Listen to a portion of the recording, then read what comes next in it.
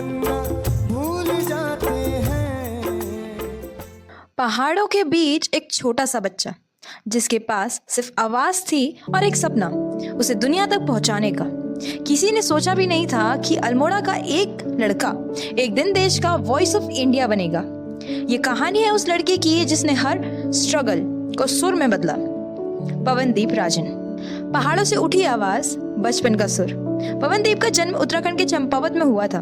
घर के एनवायरमेंटल में म्यूजिक था लेकिन फैसिलिटीज जीरो के बराबर। उनके फादर सुरेश राजन खुद एक लोकल फोक सिंगर थे। पहाड़ी गीत गाते थे और मेले में परफॉर्म करते थे। घर में पैसा कम था लेकिन संस्कार और सुर दोनों भरपूर थे। छोटी सी उम्र में ही पवनदीप ने तबला बजाना सीख लिया था।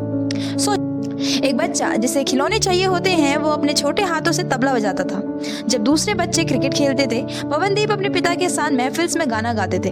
उनके पिता कहते थे आवाज भगवान का वरदान होती है लेकिन उस संस्कार और रियाज से पवित्रता रखना सीख लो। ये लाइन पवनदीप के दिल में घुस गई और वहीं से उनका लाइफ का सुर शुरू हुआ। छोटे शहर का बड़ा सपना। अल्मोड़ा के पहाड़ों में रहते हुए पवनदीप ने कभी नहीं सोचा था कि उनकी आवाज पूरे देश तक गूंजेगी। लेकिन दिल के किसी कोने में एक आवाज थी, मैं कुछ बड़ा करूंगा। स्कूल में जब भी एनुअल फंक्शन होता पवनदीप का नाम लिस्ट में सबसे ऊपर होता। लोग कहते थे ये लड़का जब गाता है तो हवा रुक जाती है।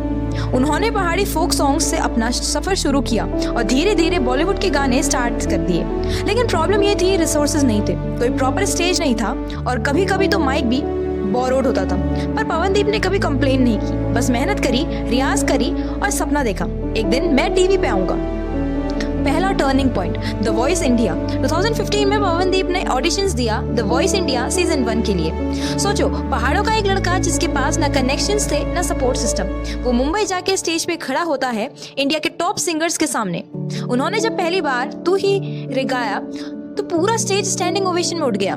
कोचेस कहते थे ये लड़का दिल से गा रहा है और वहीं पे उनकी जर्नी स्टार्ट हुई। एक स्ट्रगल से एक स्टार तक का पहला कदम। कंपटीशन में हर राउंड उन्होंने अपने सोल से गाया। लोग कहते लगे ये पहाड़ों का सोनू निगम है और finally Pawandeep the voice India के विनर बने। वो मोमेंट उनके लिए सिर्फ ट्रॉफी नहीं था, वो उनके पिता के सामने और उनके पिता के सपने का सच होना था।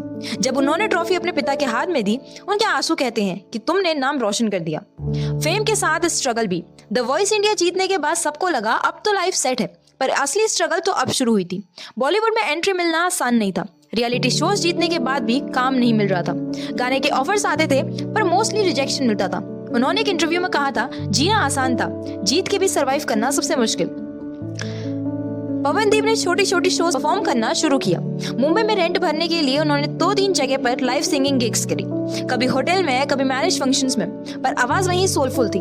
जब दुनिया ने उन्हें इग्नोर किया पवनदीप ने अपना रियाज डबल कर लिया। Second turning point Indian Idol 12। फिर आया उनकी लाइफ का दूसरा बड़ा चांस, इंडियन आइडल 12। ये सीजन उनके करियर का गोल्डन चैप्टर बना। उन्होंने एक परफॉर्मेंस से पूरी दुनिया को हिला दिया। चाहे तेरे लिए हो या नादान परिंदे, पवनदीप ने हर सुर में इमोशन डाल दिया। ऑडिशंस ने उन्हें दिल से गाने वाला सिंगर कहा और उनकी सिंप्लिसिटी ने लोगों का दिल जीत लिया। जब उन्होंने पहाड़ी आउटफिट में अपनी माँ के लिए गाना गाया पूरी इंडिया रो पड़ी। उनके फेलो कंटेस्टेंट्स ने भी कहा कि पवनदीप का म्यूजिक दिल को छू जाता है क्योंकि वो गाना नहीं महसूस करते हैं। और finally Pawandeep Rajan Indian Idol 12 के विनर बने। ये उनके जिंदगी का सबसे बड़ा टर्निंग पॉइंट था। उत्तराखंड का लड़का नेशनल प्राइड बन गया। Fame, love and simplicity. Indian Idol के बाद पवनदीप का फेम का ग्राफ रॉकेट की तरह ऊपर गया। उन्होंने सॉन्ग्स यूट्यूब पे मिलियन व्यूज में आने लगे और उनका नाम म्यूजिक इंडस्ट्री में एक इमोशनल सोलफुल वॉइस के लिए फेमस हो गया। लेकिन फेम के बीच भी उन्होंने अपनी रूट्स नहीं भुलाई। आज भी वो पहाड़ी म्यूजिक को प्रमोट करते हैं, अपनी माँ के लिए टाइम निकालते हैं और पहाड़ों में जाकर लोगों के साथ म्यूजिक करते हैं। ये ह्यूमिलिटी ही उनकी सबसे बड़ी स्ट्रेंथ है। और हाँ, फैंस के बीच उनका और अरुणिता कांजीलाल का बॉन्ड भी बहुत पॉपुलर हुआ। लेकिन पवनदीप हमेशा कहते रहे मुझे सिर्फ म्यूजिक से प्यार है, बाकी सब सेकेंडरी है। Hidden struggles nobody talk about. Her success के पीछे एक अंधेरा होता है। पवनदीप ने भी डिप्रेशन के फेस काटे। उन्होंने खुद बताया था कि एक टाइम ऐसा आया जब उन्हें लगा कि उनकी आवाज खत्म हो गई है, वॉइस स्ट्रेन हो गई है। ओवर प्रैक्टिस और स्ट्रेस से उन्हें मेंटली तोड़ दिया था। उन्होंने योगा, मेडिटेशन और पहाड़ी हवाओं के साथ अपना रियाज दोबारा स्टार्ट किया। उन्होंने कहा म्यूजिक तभी दिल से निकलता है जब तुम्हारा दिल टूट चुका हो। और ये लाइन उनकी लाइफ फिलोसॉफी बन गई। From struggle to stardom.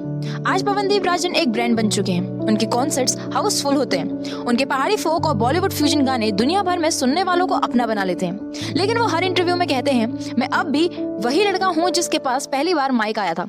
मुझे अब भी स्टेज पे आने से पहले नर्वसनेस होती है। उनका ये सिंप्लिसिटी ही उन्हें लीजेंड बनाती है।